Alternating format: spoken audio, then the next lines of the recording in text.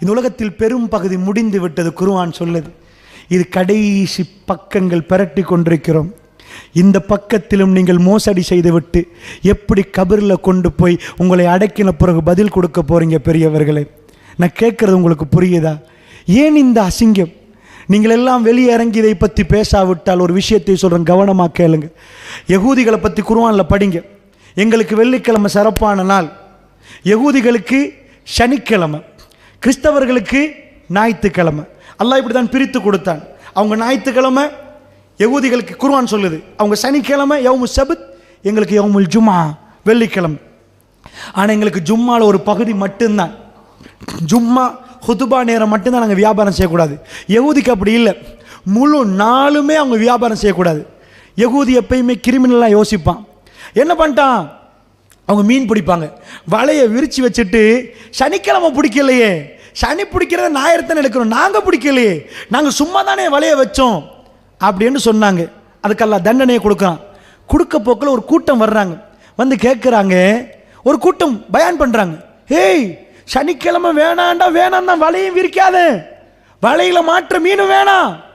அப்போ இன்னொரு கூட்டம் வர்றாங்க, ஏன் இவங்களுக்கு இதெல்லாம் சொல்கிறீங்க? கேட்குற கூட்டமா இவங்கெல்லாம்? விட்டுட்டு சும்மா இருங்களே. அல்லாஹ் தண்டனை இறக்கினான் என்றானே, யாருக்கு தண்டனை? செஞ்சவங்களுக்கும் தண்டனை. ஏன் இவங்களுக்கு தவ்வா பண்றீங்க, இவங்க கேப்பு திருந்துற கூட்டமா என்று கேட்டார்களே, அவர்களுக்கும் சேர்த்து தண்டனை. பெரியவர்களே, இந்த ஊரில் இருந்து இந்த நீங்கள் தடுக்கவில்லை என்றால் அல்லாஹ்வுடைய கோப பார்வை அத்தனை பேருக்கும் இறங்கும். அல்லாஹ்வுடைய ஒவ்வொரு பெண்ணும் வேதனைப்பட்டு துடித்தால் அந்த இரத்த கண்ணீருக்கு நீங்கள் பதில் சொல்லி ஆக வேண்டும். அவர்களுக்கு உணர்வு இருக்கிறது, குழந்தைகளை பெற்றெடுக்க வேண்டும், குடும்பம் நடத்த வேண்டும். எல்லா பெண்களையும் பார்க்கிறேன், எத்தனை உணர்வோடு அந்த யுவதிகள் திரிவார்கள். அவர்கள் மனிதர்கள் இல்லையா? பெரியவர்களே, ஏன் இவ்வளவு மிருகமாக செயல்படுகிறோம்? அவர்கள் எப்படி? எனக்கு இன்றைக்கு ஒரு 2009ஆம் ஆண்டு இலங்கை வானொலி முஸ்லிம் சேவையில் ஒரு மாதமாக நான் சீதனத்தை பற்றி பேசினேன்.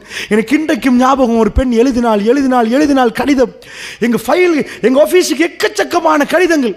அதிலே ஒரு பேர்வலை சேர்ந்த ஒரு பெண் எழுதினால் எக்கச்சக்கமாக, சுபஹானல்லாஹ், உணர்வுகளை வடித்தெறிந்திருந்தால், நாங்கள் வாழ வேண்டும் என்று எழுதியிருந்தால், நாங்கள் மனிதர்கள் இல்லையா என்று கேட்டால், அல்லாஹ்வுடைய நல்லடியாரை, நான் போய் கிறிஸ்தவ சமுதாயத்துக்கு பேசவில்லை, ரசூலுல்லாஹ்வுடைய உம்மத்தில் இவ்வளவு மிருகங்கள். கொழும்பில் ஒரு பெண் கொஞ்சம் கால் கட்டை, வேற எந்த குறையும் இருக்கவில்லை, இந்த உம்மத்தில் மனிதர்கள் இருக்கவில்லை அவை தேர்ந்தெடுப்பதற்கு. விலை பேசினார்கள். சுபஹானல்லாஹ், யாரை விலை பேசுவது மக்களே? எது இந்த உம்மத்துக்கு ஏன் இப்படிப்பட்ட கேவலம்? அல்லாஹ்வுடைய நல்லடியார்களே, ஹராத்தில் மிக உச்சக்கட்ட ஹராத்தில் உண்டு ஒரு பெண்ணுக்கு வாழ்வை கொடுப்பது தான் ரசூல் அன்னிகாஹு மின் சுன்னதி, நிக்கா என்பது என்னுடைய வழிமுறை என்றார்கள். அந்த வழிமுறை யாரு மறுக்கிறார்கள், அவர் என்னை சார்ந்தவர்கள் என்றார்கள். எத்தனை யுவதிகள் துடிக்கிறார்களே, அவர்கள் வாளாவெட்டிகளாக போனால். எனக்கு தெரியும், ஒரு குடும்பத்தில் 6 யுவதிகள், இன்றைக்கு அவர்களுக்கு வயது 40 தாண்டிருக்கு. நாங்கள் எக்கச்சக்கமாக எங்களுடைய அமைப்பால் அவர்களை பார்த்து உதவி செய்வோம். இப்பொழுது அவர்களுக்கு யாரும் திருமணம் முடிப்பதற்கு இல்லை. குமரி பெண்கள் அவர்கள் எல்லோரும். அல்லாஹ்வுடைய நல்லடியார்களே, எங்களுக்கு மட்டும்தான் உணர்வா? திருமணம் முடித்து உங்களிடம் கேட்கிறேன் பெரியவர்களே, ஏன் அந்த யுவதிகளுக்கு உணர்வு இல்லையா? உங்க ஊர்களில் அப்படி தேங்கி நின்றால் நீங்கள் பதில் சொல்ல வேண்டிய தேவை இல்லையா? பெரியவர்களே, ஒரு அநியாயம் உங்கள் கண்ணு முன்னாடி நிற்குது. எத்தனை பகல்களில் அவர்கள் அடுப்பங்கரையில் அழுது காய்கறிகளை வெட்டி கொண்டிருந்திருப்பார்கள். அவர்கள் தேம்பி அழுவார்கள். நாங்கள் போய் சாப்பிட்டு விட்டு வருகிறோம். யாருடைய திருமணம்? அநியாயமாக விலை பேசி பெண்கள் விற்கப்பட்ட சந்தை. பெண்கள் என்பது விற்கப்படக்கூடியவர்கள் அல்ல, அவர்கள் தாய் என்ற அந்தஸ்தில் பார்க்கப்பட வேண்டியவர்கள். அவர்கள் கௌரவமாக பணத்தை கொடுத்து, அவர்கள் கற்பாறைக்கு ஒரு பணத்தை பாதுகாப்பு ஆக கொடுத்து அவர்களை ஒரு ஆண்மகன் எடுக்கணும். அது அந்த ஆண்மகனுக்குள்ளது தைரியம். அவன் ஒரு குடும்பம் நஃபகா. எது நிக்காஹ்வுல செய்கிற ஒப்பந்தம் என்ன தெரியுமா? நஃபகா. எதுக்கு சைன் வைக்கிறான் தெரியுமா? பாப்பா எப்படி பார்த்தாரோ அதை மாதிரி கண் கலங்காக உங்களை நான் பார்ப்பேன். இதான் நஃபகா. சுபஹானல்லாஹ், தன்மானம் உள்ள ஒரு ஆம்புல இதுக்கு இந்த நஃபகா ஒப்பந்தம், இதில் சைனை வைக்கிறான்டா.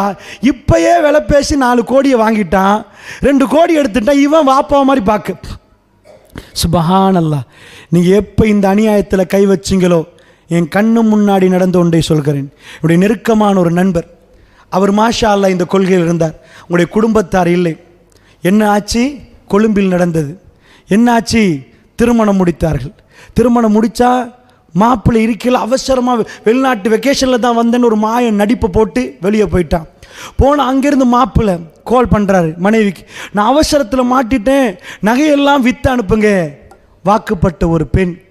இவங்க சீதனம் கொடுத்து திருமணத்தை முடிச்சு வச்சிருக்கிறாங்க. பாருங்கள் எப்படி சீதனம் என்ன நகையெல்லாம் கொடுத்தாச்சு. அடுத்தது இல்லை இன்னும் பிரச்சனை தீங்கல்ல, எனக்கு இன்னும் தேவை அந்த வீடு, அதையும் விற்று அனுப்புங்க, என் பேரில் தான் இருக்கு, விற்று அனுப்புங்க. சுபஹானல்லாஹ், அதையும் விற்று அனுப்பிட்டா. அதுக்கு மேல் அவர் யார் எவரெண்டு எங்கேயுமே இல்லை. போய் அவங்க உம்மா வீட்டுக்கு போகிறாங்க, மாப்பிள்ளையோட உம்மா வீட்டு. அவர் இப்போ எங்களோட எந்த கனெக்ஷனும் இல்லைன்னு சர்வசாதாரணமாக சொல்லிட்டாங்க. சுபஹானல்லாஹ், முழு பண முஸ்லிம் உம்மத்தில் நடக்கிற வியாபாரம். எப்போ நீங்கள் ஹராத்துக்குரிய வாசலை திறப்பீங்களோ அப்போ சீரழிவை கண்ணு முன்னாடி நீங்கள் பார்ப்பீங்க. அல்லாஹ்வுடைய நல்லடியாரில் எக்கச்சக்கமான பிள்ளைகளுக்கு வாப்பா இல்லை, இது ஒரு வியாபாரம். இன்னொரு பொம்பளையை முடிச்சுட்டு வெக்கமா இல்லை, இப்படிப்பட்ட ஒருவருக்கு எங்களுக்கு புள்ள தர இயலாது. மாப்பிள்ளையாக இருந்தால் அவர் அந்த புள்ளையை பார்க்கிறதாக இருந்தால் அவருடைய மகனுக்கு அவருக்கு அந்த தன்மானம் இருக்கணும், அந்த தைரியம் இருக்கணும், அந்த ஒழுங்கு இருக்கணும். அவர் அதுக்குத்தான் அவருக்கு லாயக்கு திருமணத்துக்கு. உங்கள்கிட்ட நான் எவ்வளோ, நீங்கள் 10 கோடி தந்தால் தான், 1 கோடி தந்தால் தான், 10 லட்சம் தந்தால் தான் முடிப்பேன்டா. அவர் உங்களை முடிக்கல, பணத்தை முடிக்கிறார். அவரை மாப்பிள்ளையாக பார்க்க இயலாது. அவர் பிள்ளைகளுக்கு வாப்பாவாக இருக்க தகுதியற்றவர். இந்த ஒரு சாதாரண அறிவு கூட இல்லையா பெரியவர்களே? எனக்கு ஆச்சரியமாக இருக்கிறது. கிழக்கு மாகாணத்தில் நானும் இத்தனை ஆண்டுகள் வருகிறேன்.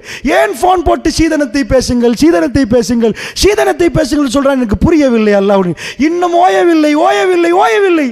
ஏன் இந்த அருவருப்பான செயற்பாடு? இந்த தொழுகைகள் ஏற்றுக்கொள்ளப்படுமா? அல்லாஹ்வுடைய நல்லடியார்களை ரசூலுல்லாஹ் சந்துக்கு முன்னாடி வைத்து விட்டு என்ன கேட்டார்கள்?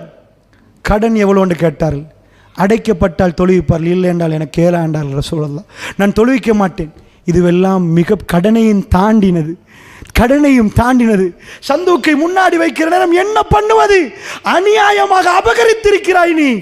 அவர் மன்னிக்காத பட்சம் உனக்கு என்ன ஆகும்? நீங்கள் நினைக்கிறீங்களா சீதனம் கொடுத்து எல்லாரும் மன்னிச்சு விட்டுட்டாங்கன்னு?